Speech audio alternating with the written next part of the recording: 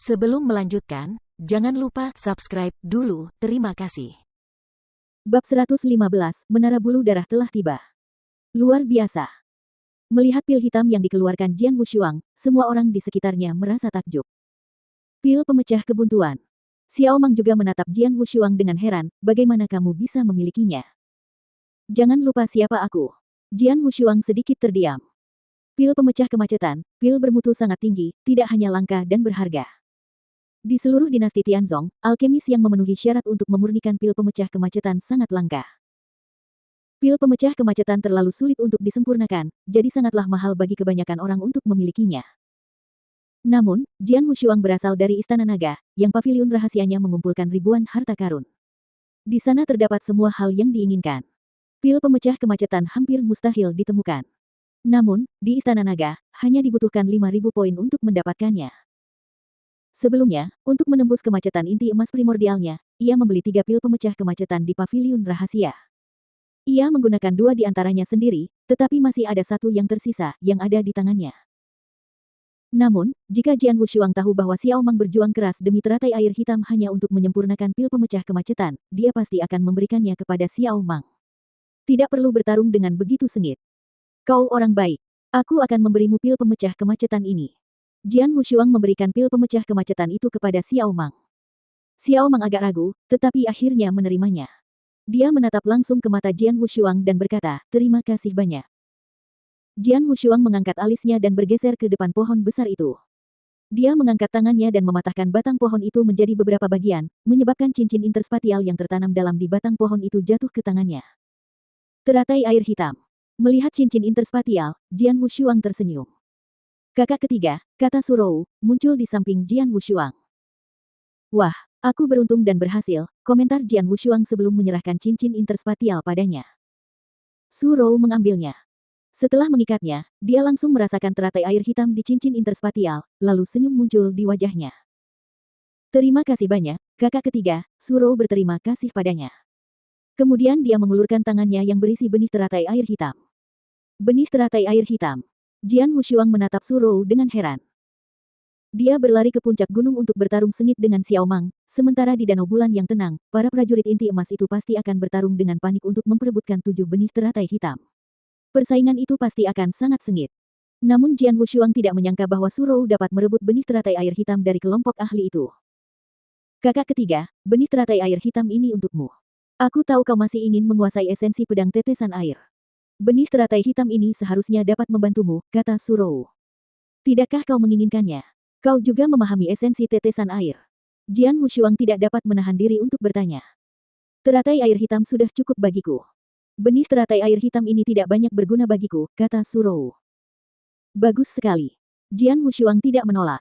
Dia mengulurkan tangan dan menerima benih teratai air hitam. Pertempuran memperebutkan teratai air hitam akhirnya berakhir, komentar Jian Wushuang sambil melihat sekeliling. Lebih. Sudah berakhir. 7 benih teratai air hitam telah menemukan pemiliknya dan bahkan teratai air hitam akhirnya diambil oleh Jian Wushuang, setelah pertarungan sengit. Memang, pertempuran telah berakhir sepenuhnya. Meskipun sudah berakhir, pertarungan hari ini akan menjadi topik yang sangat disukai orang-orang untuk dibicarakan. Hal ini ditakdirkan untuk menyebar ke seluruh dinasti Tianzong segera. Sementara itu, daftar naga bumi tentu saja akan mengubah peringkatnya. Orang-orang juga akan memiliki kesan mendalam terhadap nama pendekar pedang dan mengingat pertarungan terakhir di gunung dekat danau bulan yang tenang hari ini. Seorang pria di alam inti emas awal, yang menguasai 3 esensi pedang yang berbeda secara bersamaan, mengalahkan Xiao Mang. Rekor cemerlangnya itu cukup membuat dunia memujinya, sehingga mudah baginya untuk masuk dalam daftar naga bumi. Namun, sementara orang-orang di sekitar masih membicarakan pertarungan antara pendekar pedang dan Xiao Mang, seorang lelaki kurus kering yang biasa-biasa saja muncul di tengah kerumunan. Pria kurus itu baru mencapai alam inti emas awal. Dia juga ikut serta dalam pertarungan memperebutkan teratai air hitam, tetapi penampilannya biasa-biasa saja. Jadi, tidak ada yang akan memperhatikannya. Namun saat ini, pria itu menatap tajam ke arah Jian Wushuang. Seorang pendekar pedang berjubah hitam.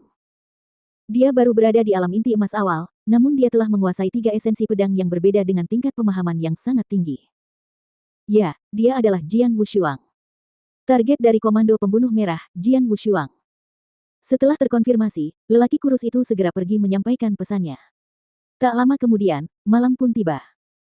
Meskipun cahaya bulan terang dan jernih, cahayanya tidak dapat mencapai pegunungan tak berujung.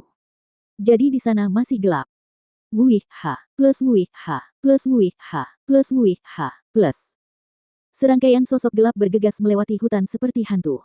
Tak lama kemudian mereka sampai di hutan dekat danau bulan yang tenang dan berhenti.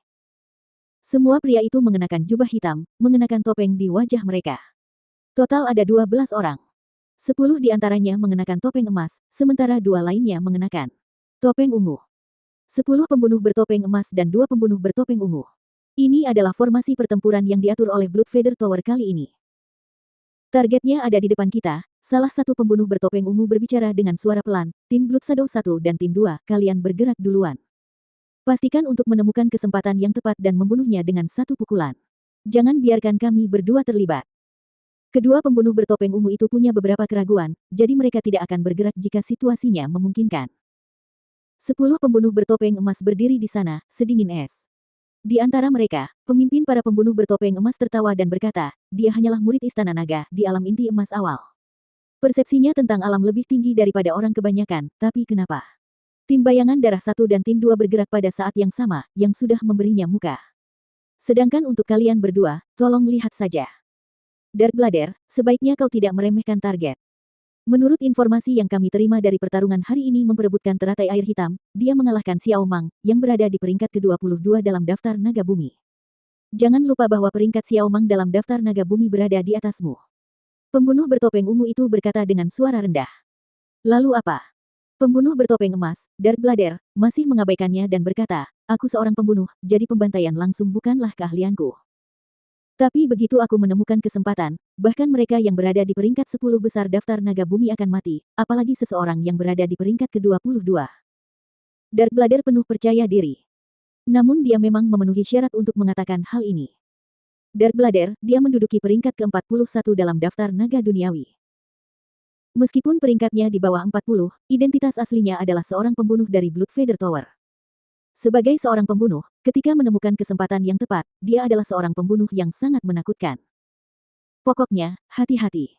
Jangan lupa bahwa dia adalah target dari Scarlet Kill Command, yang diperintahkan langsung oleh Sir Greyrobe. Kali ini, kita harus membunuhnya apapun yang terjadi. Jika kita gagal, kita semua akan dieksekusi. Pembunuh bertopeng ungu itu memasang ekspresi serius. Ingat, jangan beri dia kesempatan.